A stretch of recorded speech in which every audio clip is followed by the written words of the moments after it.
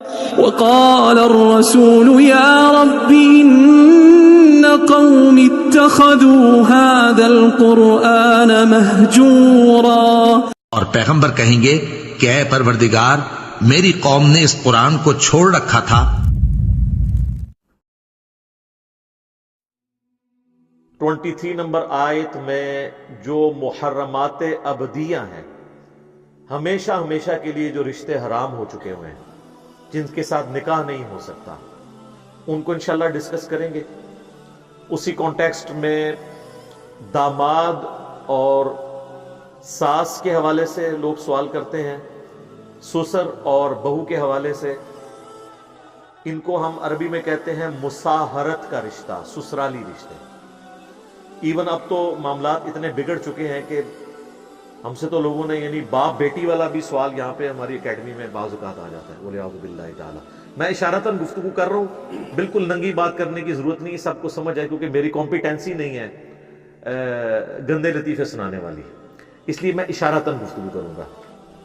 میرے بھائیو، سورۃ النساء کی آیت نمبر 23 جو پارہ نمبر 4 میں آخری آیت ہے، اس میں اللہ تعالیٰ نے محرمات ابدیہ یعنی جو ہمیشہ ہمیشہ کے لیے محرم رشتے ہیں، جن کے ساتھ نکاح ممکن نہیں ہے، ان کو ڈسکس کیا ہے۔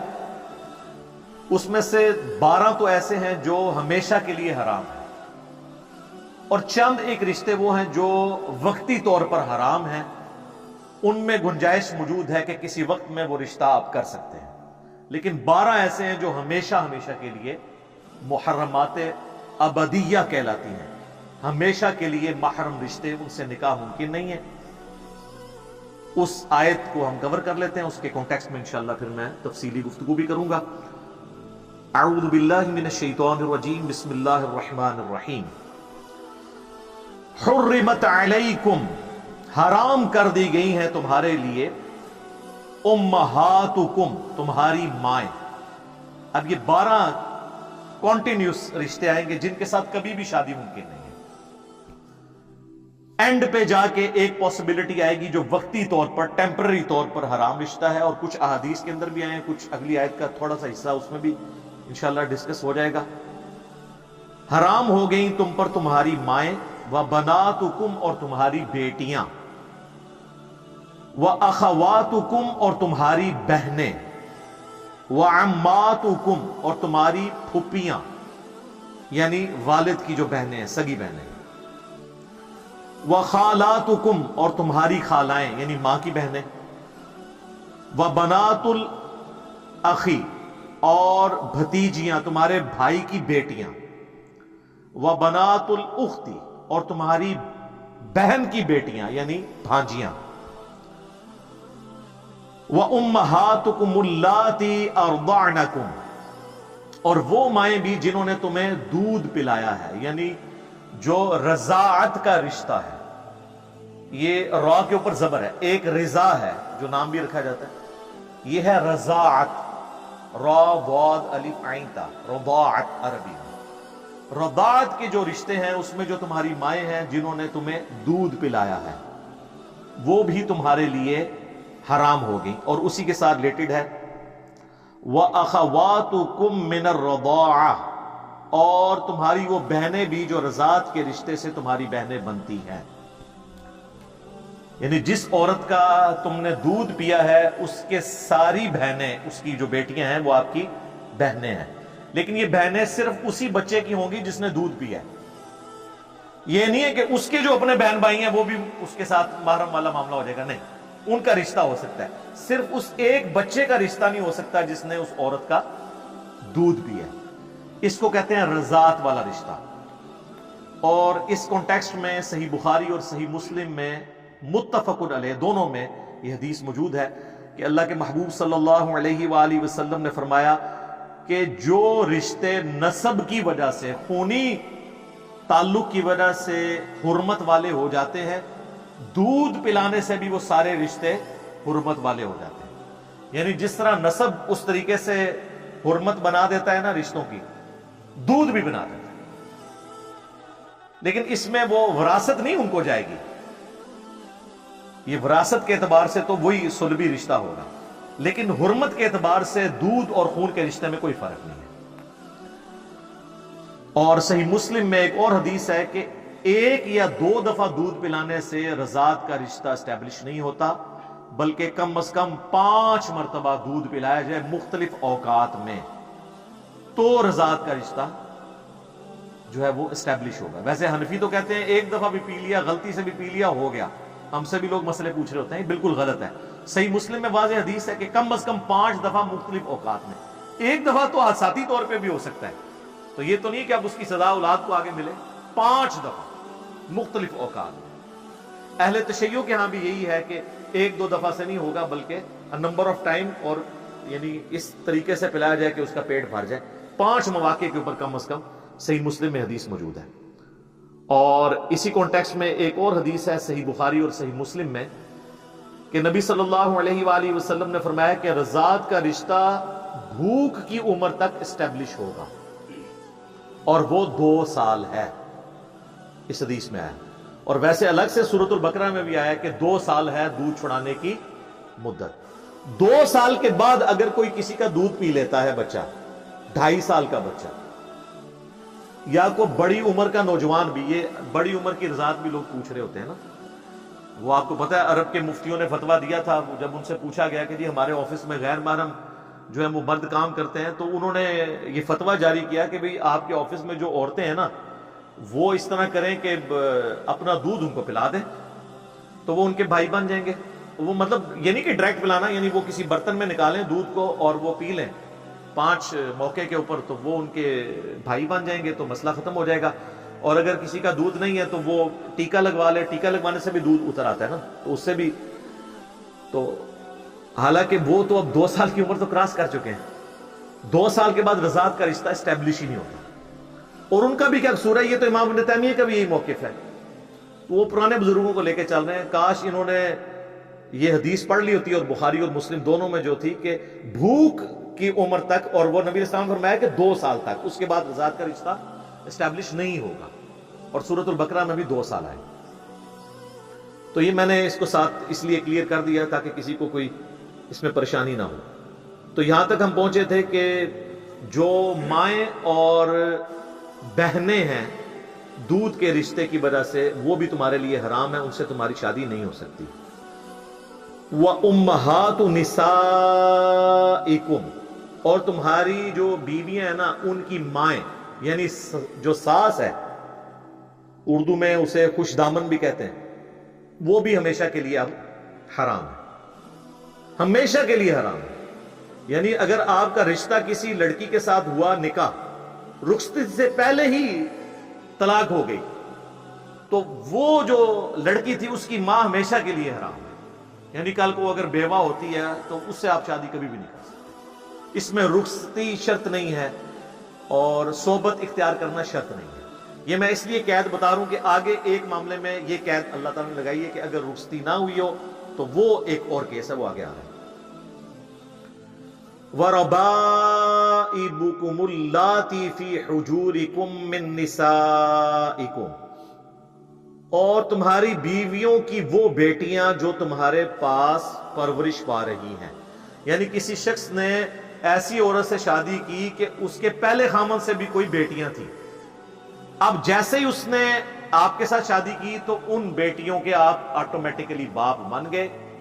لیکن یہاں پر وہ قید لگا دی کہ اگر نکاح صرف ہوا تھا نا اور خلوت صحیحہ نہیں ہوئی تھی، ایک دوسرے کو چھوا نہیں تھا، تو اس سے پہلے ہی طلاق ہو گئی، تو اب وہ حرمت والا معاملہ نہیں ہوگا، وہ ساز ذکر ہے۔ فی حجورکم من نسائکم اللاتی دخلتم بہن، جن سے تم صحبت کر چکے ہو۔ فإن لم تکونوا دخلتم بہن، اگر تم نے ان کے ساتھ صحبت نہیں کی، فلا جناح علیکم، پھر نکاح کرنے میں حرج نہیں ہے۔ یعنی کسی عورت کے ساتھ آپ کا رشتہ ہوا، ابھی رخصتی نہیں ہوئی تھی اور پھر وہ طلاق ہو گئی، تو اس کی جو بیٹیاں تھیں پہلے خامن سے، وہ آپ کے لیے حرام نہیں ہوئی۔ ونس آپ نے ایک دوسرے کو ٹچ کر لیا، اب وہ عورتیں بھی آپ کے لیے، جو اس کی بیٹیاں تھیں، وہ محرم ہو گئی۔ اب یہ لادہ بات ہے کہ وہ ہو تو جاتی ہیں، لیکن یہاں پہ ہمارے پاس اس طرح کے کیسز آتے رہتے ہیں۔ عوام الناس کے بھی اور علماء کرام کے بھی، کہ وہ کیا کر رہے ہیں امت کے ساتھ. یہ ایک الگ سے ٹاپک ہے، میں اب وہ اس طرف نہیں جا کے بات کرنا چاہتا، اشارتاً کر رہا ہوں. وَحَلَائِلُ أَبْنَائِكُمُ الَّذِينَ مِنْ أَصْلَابِكُمْ، اور تمہارے بیٹے جو تمہارے صلب سے پیدا ہوئے ہیں، تمہارے خونی رشتے سے، ان کی بیویاں بھی تم پر ہمیشہ کے لیے حرام.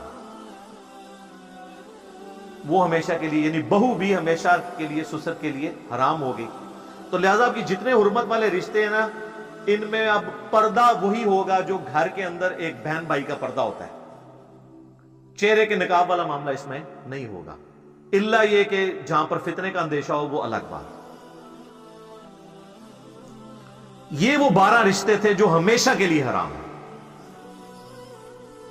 اب ایک کیس آ رہا ہے جو ہمیشہ کے لیے نہیں، وقتی طور پر ہے، اور وہ ہے وَأَن تَجْمَعُوا بَيْنَ الْأُخْتَيْنِ، اور یہ کہ تم دو بہنوں کو اکٹھا ایک نکاح میں لے لو. یعنی سالی کے ساتھ بھی اپنی بیوی کی موجودگی میں نکاح کر لیا جائے. یہ وقتی طور پر حرام ہے. اگر بیوی مر گئی تو پھر آپ سالی سے شادی کر سکتے ہیں. جیسے سیدنا عثمان کے عقد میں سیدہ رقیہ اور ام کلثوم علیہم السلام، نبی علیہ السلام کی 2 بیٹیاں جو آپس میں سگی بہنیں تھیں، یکے بعد دیگرے عقد میں آئی ہیں نا. لیکن یہ ٹیمپرری طور پر حرام ہے کہ بیک وقت 2 بہنوں سے رشتہ نہیں ہو سکتا. یہ ہمیشہ کے لیے حرام نہیں ہے. اور اسی کی ایکسٹینشن آگے آ جائے گی اگلی آیت کے اندر کہ جو خامدوں والی عورتیں ہیں وہ بھی حرام ہیں. یعنی آپ کی بیوی میرے اوپر حرام ہے، میری بیوی آپ کے اوپر حرام ہے جب تک وہ میری بیوی ہے. لیکن اگر وہ میری بیوی نہیں رہتی، آپ کی بیوی نہیں رہتی، پھر وہ کہیں بھی رشتہ کر سکتی ہے. لیکن جب تک وہ خامند والی ہے وہ کہیں اور رشتہ نہیں کر سکتی. تو یہ بھی وقتی طور پہ ہے. اس کا ذکر اگلی آیت میں آ جائے گا 24 نمبر میں. یہ ٹیمپرری ہے. اور یہ جو آیا نا وَأَن تَجْمَعُوا بَيْنَ الْأُخْتَيْنِ کہ 2 بہنوں کو اکٹھا نہیں کر سکتے، اسی کی ایکسٹینشن ایک بخاری مسلم میں آئی ہے کہ نبی علیہ السلام نے فرمایا کہ پھوپھی اور بھتیجی کو ایک نکاح میں جمع نہیں کر سکتے، اور خالہ اور بھانجی کو بھی نہیں کر سکتے. یعنی آپ کسی کی پھوپھی کے ساتھ شادی کریں، اس کی بھتیجی کے ساتھ آپ پیرلل میں شادی نہیں کر سکتے. اور اس کو سمجھنے کا ایک بڑا آسان سا فارمولہ ہے. آپ کسی بھی 2 عورتوں کو اکٹھا اپنے نکاح میں نہیں لے سکتے کہ ان 2 عورتوں میں سے اگر ایک کو مرد تصور کر لیا جائے اور ان دونوں کی آپس میں شادی ممکن نہ ہو. مثلا کیا بہن اور بھائی کی شادی ہو سکتی ہے؟ تو اس کا مطلب ہے کہ 2 بہنیں تھیں، ان میں سے ایک کو بھائی تصور کر لیا لڑکا، تو ان کی آپس میں شادی ہو سکتی ہے. تو بس اب یہ دونوں عورتیں بھی اکٹھی ہو کے کسی اور مرد کے عقد میں نہیں جا سکتی. اسی طرح کوئی شخص اپنی پھوپھی سے شادی کر سکتا ہے؟ نہیں. تو اگر وہ شخص لڑکی ہو اور اس کی پھوپھی بھی فیمیل ہے، اب یہ دونوں کسی ایک مرد کے عقد میں بیک وقت نہیں آ سکتے. سمجھ آ گئی؟ یہ سمپل فارمولہ ہے کہ ہر وہ 2 عورتیں کہ ان میں سے وقتی طور پہ ایک مرد تصور کر لی جائے اور ان کی آپس میں شادی نہ ہو سکتی ہو، تو وہ دونوں عورتیں اکٹھی کسی اور کے عقد میں نہیں جا سکتی. لیکن یہ ٹیمپرری طور پر، وقتی طور پر حرمت والا رشتہ ہے. اگر ان میں سے کسی ایک کو وہ طلاق دے دے کہ مر جائے ایک ان میں سے، پھر اس کے ساتھ شادی ہو سکتی ہے. پھوپھی مر گئی اب بھتیجے سے شادی ہو سکتی ہے، خالہ مر گئی اب بھانجی کے ساتھ شادی ہو سکتی ہے. تو یہ وہ تھے جو ٹیمپرری طور پہ ہیں. باقی 12 جو ہیں وہ ہمیشہ کے لیے حرام رشتے ہیں. اب اسی کانٹیکسٹ میں مساہرت کا بیان بھی کر دوں. یہ فقہ حنفی میں بڑا ایک مشہور ہے اور بڑی کتابیں لکھی ہوتی ہیں مساہرت کے اوپر. مساہرت عربی میں کہتے ہیں سسرالی رشتوں کو، اور وہ کہتے ہیں جی مساہرت والا جو معاملہ اگر ہو گیا، یعنی مثلا یہ فقہ حنفی میں جو لکھا ہوا ہے اس کا قرآن و حدیث سے کوئی تعلق نہیں ہے، کیونکہ قرآن و حدیث نے جو حرام بتانا تھا وہ قرآن میں اور بخاری مسلم میں بتا دیا.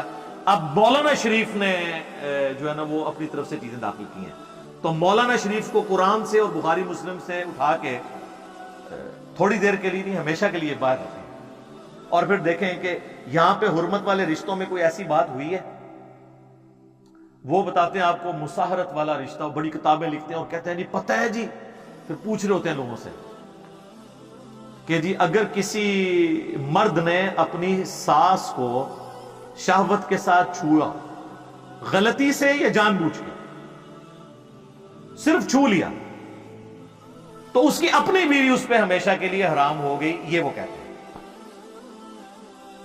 اور وہ کہتے ہیں کہ اس لیے کہ قرآن میں آیا ہوا ہے کہ جی وہ ساس تو اس پہ حرام تھی، لیکن قرآن میں یہ تو نہیں آیا کہ ساس کے ساتھ اگر وہ ایسا معاملہ کر لیتا ہے تو اس کی اپنی بیوی جو آلریڈی اس سے پہلے اس نے اپنے عقد میں لی تھی وہ نکل جائے گی۔ یہ زیادہ ایک حرام فعل ہوگا۔ اسی طریقے سے اگر کسی سسر نے چھو لیا اپنی بہو کو غلط نیت کے ساتھ، ویسے تو محرم تھے آپس میں، تو وہ کہتے ہیں وہ چھو لیا اور خامند بیچارہ باہر محنت کر رہا ہے، وہ اس کے عقد میں سے اس کی بیوی نکل گئی، قصور پیو دا بھگت رہا ہوں۔ پنجابی کہتے ہیں خسم نانی کرے تے چٹی دو طرح پر ہے، اتنے جناب وہ پیو نے کام پایا ہے تو وہ کہتے ہیں کہ وہ بیٹے کے عقد سے اس کی بیوی نکل گئی، وہ بیٹا بیچارہ باہر ہے، اس کو پتہ بھی نہیں۔ اور اسی میں وہ آگے پھر کہتے ہیں کہ اگر کوئی باپ کسی لڑکی کا رات کے وقت اندھیرے میں اٹھا اور اس نے ہاتھ لگانا تھا اپنی بیوی کو، غلطی سے نیند میں، غلطی سے بھی، سر نوٹ کریں، غلطی سے بھی اپنی بیٹی پہ پڑ گیا تو اس کی اپنی بیوی ہمیشہ کے لیے اس پہ حرام ہوگی، ہمیشہ کے لیے، دوبارہ اب نکاح بھی نہیں ہو سکتا، جان بوجھ کے نہیں، غلطی سے۔ تو جان بوجھ کے تو اب یہ سارے کے سارے معاملات چاہے جان بوجھ کے کسی نے کیا یا غلطی سے کیا، اس کی وجہ سے، اس حرام کام کی وجہ سے کوئی حلال رشتہ ہمیشہ کے لیے ختم نہیں ہوگا۔ وہ جو ختم ہونے والے تھے وہ یہ آ گئے یہاں پہ رشتے۔ جناب سورۃ النحل میں تو یہاں تک آیا ہے کہ اگر کسی شخص کے دل میں ایمان ہے اور جان بچانے کے لیے اسے مجبوراً کفر بولنا پڑتا ہے تو تب بھی اس کا ایمان نہیں جائے گا، اور جان بچانے کے لیے مجبوراً اسے حرام کھانا پڑتا ہے تو وہ مردار، بہتا ہوا لہو، خنزیر کا گوشت اور غیر اللہ پر کے نام پر جو چیز قربان کی گئی وہ بھی کھا سکتا ہے جان بچانے کے لیے، اس پہ ملامت نہیں ہوگی۔ اور یہاں پہ کہہ رہے ہیں کہ غلطی سے بھی ہو گیا تو ہمیشہ کے لیے یہ ہو گیا۔ اسے وہ کہتے ہیں مساہرت کا رشتہ، اور یہ بہت زیادہ سوال اور اس کے اوپر بڑے کلپس لوگوں نے بنا کے اپلوڈ کیے ہوتے ہیں اور وہ بتا رہے ہوتے ہیں، حالانکہ کہیں پر قرآن و حدیث میں موجود نہیں، اور پھر ہمیں کہہ رہے ہوتے ہیں کہ آپ قرآن و حدیث سے نکال کے بتائیں کہ جی جس میں لکھا ہو کہ رشتہ باقی رہے گا۔ یہ رشتے کو ختم کرنے کے لیے دلیل آپ نے دینی ہے، دعویٰ تو آپ نے کیا ہے۔ ہماری دلیل یہ ہے کہ قرآن نے حرمت والے جو رشتے بتانے تھے وہ بتا دیے، یہ بھی مسئلہ اس طرح ہوتا تو بتا دیتے۔ پھر بھی آپ کی تسلی کے لیے بتائیں کہ صحیح بخاری آپ کھولیں، کتاب النکاح چیپٹر نکال لیں، اس میں امام بخاری نے باقاعدہ ایک پورا باب باندھا ہے اس حوالے سے، ابن عباس کے حوالے سے حدیث لی اور نیچے کئی ایک صحابہ اور تابعین کے اقوال لیے ہیں جس میں انہوں نے فقہ حنفی پہ رد کیا ہے کہ اس طرح اگر کوئی کر لیتا ہے تو اس کی اپنی بیوی فارغ نہیں ہوگی، یہ مساہرت والے رشتے کے اعتبار سے۔ تو امام بخاری نے صحیح بخاری میں یہ رد کیا ہے، مراد یہ فتنہ پرانا ہے اور امام بخاری نے اس کے اوپر رد کیا، حالانکہ امام بخاری نہ بھی رد کرتے، قرآن میں واضح نص موجود ہے۔ جب قرآن کہہ رہا ہے کہ حرمت والے رشتے یہ ہیں تو آپ اپنی طرف سے تو کوئی حرمت والا رشتہ تو نہیں بنا سکتے، یہ تو شریعت سازی ہے، یہ تو بدعت ہے۔ اب یہاں پر ایک اور مسئلہ بھی میں بتا دوں، صحیح بخاری اور صحیح مسلم میں ایک حدیث ہے کہ نبی علیہ السلام نے نکاح شغار کرنے سے بھی منع فرمایا ہے، جسے ہم اردو میں اور پنجابی میں وٹا سٹا کہتے ہیں، لیکن یہاں پر وٹا سٹا اور ہوتا ہے۔ جو ہمارے ہاں وٹا سٹا رائج ہے نا، یہ حرام نہیں ہے، وہ حدیث میں موجود ہے بخاری اور مسلم دونوں میں کہ کوئی شخص اپنی بہن یا بیٹی کا رشتہ اس شرط پہ کسی مرد سے نہیں کر سکتا کہ تو اپنی بیٹی مجھے دے دے، میں اپنی بیٹی تجھے دیتا ہوں، یا تو اپنی بہن کا نکاح میرے ساتھ کر دے، میں اپنی بہن کا نکاح تیرے ساتھ کرتا ہوں، اور اس کے بدلے حق مہر میں نہیں دوں گا، میرا حق مہر یہ ہے کہ میں نے اپنی بہن یا بیٹی تجھے دے دی اور تیرا حق مہر یہ ہے کہ تو نے اپنی بہن۔ تو حق مہر کے بغیر اس طرح کا رشتہ کرنا، اسے کہتے ہیں نکاح شغار یا وٹا سٹا، یہ والا وٹا سٹا حرام ہے۔ لیکن اگر دو مرد آپس میں کہتے ہیں کہ میں اپنی بہن کا رشتہ تمہارے ساتھ کرتا ہوں، تم میرے ساتھ کر دو، اور دونوں کا حق مہر رکھا جاتا ہے، تو اس میں کوئی حرج نہیں، یہ والا وٹا سٹا حرام نہیں ہے۔ یا کوئی شخص کہتا ہے میں اپنی بیٹی کا رشتہ تمہیں دیتا ہوں، تم اپنی بیٹی کا رشتہ مجھے دو، ٹھیک ہے، اور دونوں کا الگ الگ حق مہر رکھا جائے، اور یہ شرط لگا کے نہ ہو کہ جی اگر نہیں دو گے تو میں نہیں کروں گا، اس طرح کا معاملہ نہ ہو، تو اس میں کوئی نہیں، جیسے عموماً رشتہ داروں میں ہو جاتا ہے، اور اس کی انٹینشن یہ ہوتی ہے کہ چلو ایک رشتہ زیادہ مضبوط ہو جائے گا، وہ اس کو طلاق نہیں دے گا، وہ اس کو طلاق نہیں دے گا۔ اور لوگ کہہ رہے ہوتے ہیں وٹا سٹا اسلام میں حرام ہے. وٹا سٹا یہ والا حرام ہے جس میں حق مہر نہ رکھا جائے. اچھا, اسی طریقے سے سورۃ البقرہ میں اللہ تعالیٰ نے فرما دیا کہ مشرک عورت کے ساتھ نکاح نہیں کر سکتے, نہ مشرک مرد کے ساتھ. اور اس سے مشرک سے مراد اہل حدیث والا مشرک نہیں ہے. اس مشرک سے مراد ہے جو کافر مشرک ہے, جو کلمہ گو نہیں ہے. جو کلمہ گو مشرک ہے اس کا معاملہ الگ ہے, وہ مسلمان ہے. آپ کو ہم پابند نہیں کرتے کہ آپ ضروری کریں, وہ تو ابن ماجہ میں حدیث ہے اپنے کفر میں شادی کرو, ہم پلہ لوگوں میں. لیکن یہ مشورہ ہے, اگر کوئی ہم پلہ لوگوں میں نہ بھی کرے تو شادی تو ہو جائے گی, لیکن پریفریبل ہے کہ اپنے اسی خاندان کے اندر کی جائے, تاکہ عادتیں ملتی جلتی ہوتی ہیں, نبھنا آسان ہو جاتا ہے. تو جو چیزیں کلچرل ہیں ان کا معاملہ ایک پیرلل میں اس کا خیال اپنی جگہ رکھنا ضروری ہے, لیکن اس کو آپ شریعت نہیں بنا سکتے. بہرحال اس میں ایک شاذ قول ہے صحیح بخاری میں سورۃ البقرہ کی انہی آیات کے کانٹیکسٹ میں, عبداللہ ابن عمر کا. وہ کہتے تھے کہ بھئی میں اس سے بڑا شرک کوئی نہیں سمجھتا کہ کوئی شخص حضرت عیسیٰ ابن مریم کو اللہ کا بیٹا کہے یا اللہ کہے. یعنی وہ یہ کہتے تھے کہ اہل کتاب کی عورتیں بھی چونکہ مشرکہ ہیں لہٰذا ان سے نکاح درست نہیں ہے. لیکن امت کا اجماع ہے کہ عبداللہ بن عمر کا یہ قول شاذ ہے, یعنی یہ قول ایکسیپٹیبل نہیں ہے, امت کے اجماع کے خلاف ہے, صحابہ کے اجماع کے خلاف ہے. کیوں؟ قرآن میں سورۃ المائدہ میں اللہ تعالیٰ نے فرمایا کہ جو آخر میں آیات نازل ہونے والی ہیں سورۃ المائدہ کی, کہ آج کے دن اہل کتاب کی عورتیں بھی تمہارے لیے حلال ہوئی اور ان کا ذبیحہ بھی اگر اللہ کے نام پر ہو تو حلال ہوا. تو اللہ کو تو پتا تھا کہ اہل کتاب جو ہیں وہ سارے ہی آلموسٹ مشرک ہیں. وہی قرآن آپ کو بتا رہا ہے نا سورۃ المائدہ میں, لقد کفر الذین قالوا ان اللہ هو المسیح ابن مریم, وہ کافر ہیں جو کہہ رہے ہیں کہ عیسیٰ ابن مریم ہی اللہ ہے. اور لقد کفر الذین قالوا ان اللہ ثالث ثلاثہ, وہ بھی کافر ہیں جو کہہ رہے ہیں تین میں سے ایک ہے اللہ, یعنی گاڈ دا ہولی فادر, اور جو سیدنا عیسیٰ ہے وہ ہولی سن ہے, اور روح قدس جو ہے وہ اس کو کہتے ہیں ہولی گوسٹ, یا حضرت مریم کے بارے میں پہلے عقیدہ ہوتا تھا, اب ہولی گوسٹ اس کی جگہ آ گیا. تو اللہ تعالیٰ جب ان کے شرک کو بیان کر رہا تھا تو اللہ تعالیٰ کو یہ پتا تھا کہ یہ مشرک ہیں, لیکن ان کو بینیفٹ دیا کہ چونکہ یہ اہل کتاب ہیں, آسمانی مذہب کو ماننے والے ہیں, اگرچہ مشرک ہیں لیکن چونکہ نبیوں کے ماننے والے ہیں, ان کی عورتوں کے ساتھ نکاح جائز ہو جائے. اور سب کا اجماع ہے. ہاں ہم ترغیب ضرور دلاتے ہیں کہ بہتر ہے نہ کریں, مسلمان عورتیں تھوڑی ہیں کرنے کے لیے, لیکن کسی کو منع نہیں کر سکتے. اب میرا ایک معصومانہ سوال ہے, اگر یہود و نصارہ کی بچیوں کے ساتھ نکاح ہو سکتا ہے تو سنی کا شیعہ کی بچی کے ساتھ اور شیعہ کا سنی کی بچی کے ساتھ کیوں نہیں ہو سکتا؟ تو یا پھر مان لیں اعلیٰ حضرت کی طرح کہ یہود و نصارہ سے بھی بدتر ہے.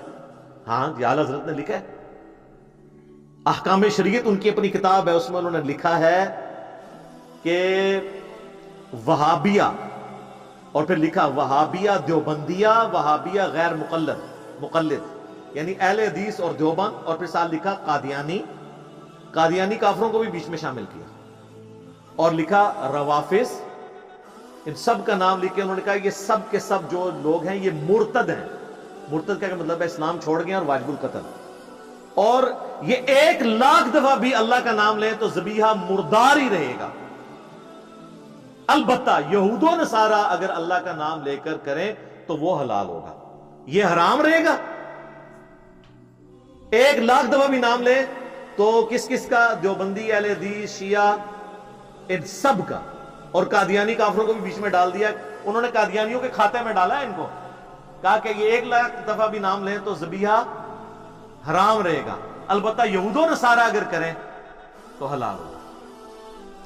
تو پھر اب باقی پیسے تو چھوڑ دیں, آپس میں آپ دیکھ لیں کہ ان لوگوں نے کس طریقے سے دراڑے ہیں. پھر ہمیں لوگ کہتے ہیں جی بزرگوں کے بارے میں بات کرتے ہیں, بزرگوں نے خدمت ہی اتنے بڑے لیول پہ کی ہے کہ وہ بزرگ خود بخود پھر وہ اس پورے معاملے میں رگڑے میں آ جاتے ہیں. ہماری نیت تو نہیں ہوتی لیکن خود بخود آ جاتے ہیں. اور پھر ملفوظات اعلیٰ حضرت میں کہتے ہیں جی ان کے بیٹے نے جمع کیے ہیں. سر ان کے بیٹے نے جمع کیے ہیں جو مفتی اعظم ہند ہیں, مصطفیٰ رضا خان نوری, جن کی نعت ہے تو شمع رسالت ہے عالم تیرا پروانہ, وہ بیٹا ہے ان کا جس نے ان کے ملفوظات جمع کیے. اور اس سے بڑی بات, ملفوظات کی جو پہلی جلد ہے نا, پہلا حصہ, وہ اعلیٰ حضرت نے خود پڑھا ہوا ہے اور اس پہ مہر لگائی ہے کہ میں نے اسے لفظ بلفظ پڑھا ہے. تو پھر اعلیٰ حضرت کی اپنی ہوگی نا. اور پہلی جلد کے اندر ہی پہلا حصہ جو اعلیٰ حضرت نے خود پڑھا ہے، اس میں ان سے سوال ہوا ہے کہ اگر وہابی جماعت کروا رہے ہوں تو نماز ان کے پیچھے پڑھیں یا الگ؟ تو انہوں نے جواب دیا ان کی نماز نہ نماز ہے نہ جماعت جماعت ہے. سیدھا سیدھا کھری گل جڑی ہے انہوں نے کر دی تھی. اور وہابی اعلیٰ حضرت دیوبند اور اہل حدیث دونوں کو کہتے ہیں، وہ میں آپ کو پہلے بتا چکا ہوں احکام شریعت میں سے. پھر وہ کہتے ہیں کہ وہابیہ کی مسجد میں نماز پڑھ سکتے ہیں دیوبند اور اہل حدیث کے. تو انہوں نے کہا، جواب دیا، کفار کی مساجد مثل گھر کے ہیں. کفار ڈائریکٹ لفظ لکھا، یعنی جس طرح کافر کی مسجد ہے نا تو گھر کے مثل ہے. یعنی وہ جو بخاری مسلم میں حدیث ہے کہ میرے لیے پوری کی پوری زمین پاک کر دی گئی ہے، میرا امتی جہاں چاہے نماز پڑھ سکتا ہے. تو یہ حدیث انہوں نے کوٹ نہیں کی، اشارتاً بات کر دی کہ جس طرح گھر میں بھی نماز ہو جاتی ہے اس طرح کفار کی مسجدوں میں بھی نماز ہو جائے گی. اور کفار انہوں نے یہود و نصارہ کو نہیں کہا، دیوبند اور اہل حدیث کو کہا. ابھی بات ختم نہیں ہوئی. پھر تیسرا سوال ان سے ہوا کہ یہ وہابی دیوبند اور اہل حدیث جب اذان دے رہے ہوں تو ان کی اذان کا جواب دینا چاہیے. تو انہوں نے کہا کہ ان کی نہ اذان اذان ہے نہ نماز نماز ہے. اور پھر کہا ان کی اذان بھی ان کی نماز اور جماعت کی طرح باطل ہے. بڑے وہ صحیح بات ہی انہوں نے کی، جب میں ان کی نماز ہی کہہ رہا ہوں نہیں ہوتی ہے تو اذان کی تو باطل ہے. البتہ جب اذان میں اللہ اور اس کے محبوب صلی اللہ علیہ وآلہ وسلم کے مبارک نام آئے تو آپ عز و جل یا جل جلالہ یا صلی اللہ علیہ وآلہ وسلم کہہ سکتے ہیں. باقی نہ ان کی اذان اذان ہے نہ نماز نماز ہے نہ جماعت جماعت ہے. بات ہی ختم کر دی. یہ ہیں بزرگان دین کی خدمات. جب ہم ہائی لائٹ کرتے ہیں تو کہتے ہیں نہیں ہم سب ایک ہیں، کوئی مسئلہ نہیں ہے. تو انجینئر صاحب ویسے اختلافات سر ایک ہیں تو پھر بتائیں کہ ہمارے بزرگوں نے جو کام ڈالا ہے یہ کام ان لوگوں نے ڈالا تھا، ہم ان سے لانے برات کرتے ہیں. پھر ہم یہاں تک نہیں دیں گے، پھر ہم اگلی بات کریں گے کہ جنہوں نے کام ڈالا تھا اور لوگوں کو کافر کہا تھا تو اب وہ جن کو کہا وہ تو نہیں تھے تو پھر کافر کون ہوا؟ کہنے والا. تو یہ کون کہے گا کہ ہمارے بڑے بزرگ جو ہیں وہ کافر ہیں؟ تو ہر صورت میں پھنسیں گے. اور یہ میں بار بار اس لیے باتیں ہائی لائٹ کرتا ہوں تاکہ آپ کو پتا چلے کہ وہ جو ہمارے پچھلے دنوں ہمارے بابا جی جو فوت ہو گئے ہیں، اللہ تعالیٰ ان کی غلطیوں سے درگزر کرے، تو وہ انہوں نے مرنے سے کچھ عرصہ پہلے ہی 9 نومبر 2020 کو انہوں نے بادشاہی مسجد جو دیوبندیوں کے پاس ہے اس کے باہر مزار اقبال کے اوپر تقریر کرتے ہوئے جب مغرب کی اذانیں شروع ہوئیں تو انہوں نے کہا چلو جی اٹھو جی، انہاں دی کیڑی گل ہے، یہ تے سوراں دے سور نے. یعنی ان کی اذان تو اذان ہے ہی نہیں ہے. وہ کہتے ہیں ڈبنگ ہو گئی یہ وہ. تو یہ تو اعلیٰ حضرت کی تو اپنی کتاب میں لکھا ہوا جو انہوں نے لفظ بلفظ پڑھی ہے. تو اعلیٰ حضرت تو ان سے بڑی ہستی ہیں، انہوں نے تو اس سے بڑی بات کر دی. کہنا انہاں بڑے دا اخلاص منگو تو بڑے بڑے لوگ ہم گداواں نو خیر پا ہی دیں گے. چلو چلیے اور بھابیاں دی اذان یہ کہڑا دے یہ تو سور دے سور چلو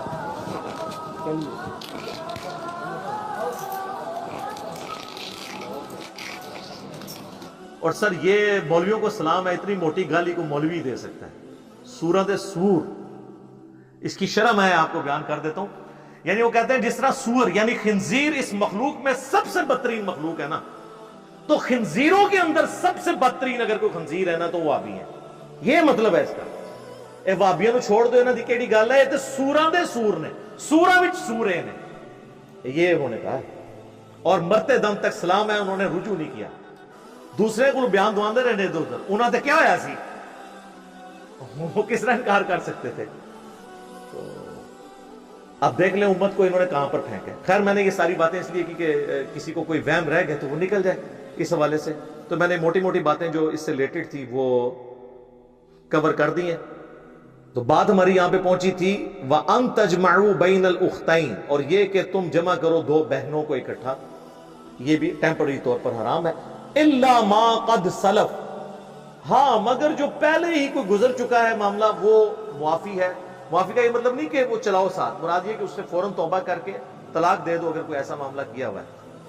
ان اللہ کان غفور الرحیم، بے شک اللہ تعالی بھی بخشنے والا اور مہربان ہے. تو تم اپنے اوپر اس کی مہربانی کو کماؤ اپنے لیے اور اس پچھلے گناہ سے توبہ کر لو. تو یہ ہمارا یہ ٹاپک کور ہوا اس حوالے سے جو محرمات ابدیہ ہے، اور اسی کانٹیکسٹ میں نے مساہرت والا جو ایشو تھا اس کو بھی ایڈریس کر دیا الحمدللہ۔ اللہ تعالیٰ سے دعا جو حق بات میں نے کہی اللہ تعالیٰ ہمارے دلوں میں راسخ فرمائے، اگر جس بات میں میرے منہ سے کوئی غلط بات نکل گئی اللہ تعالیٰ ہمارے دلوں سے محو کر دے، ہمیں معاف بھی فرما دے، ہمیں کتاب و سنت کی تعلیمات پر عمل کر کے دوسرے بھائیوں تک پہنچانے کی توفیق عطا فرمائے۔ سبحانک اللہم و بحمدک اشہد ان لا الہ الا انت استغفرک و اتوب الیک وما علینا الا البلاغ المبین۔ جزاکم اللہ خیرا۔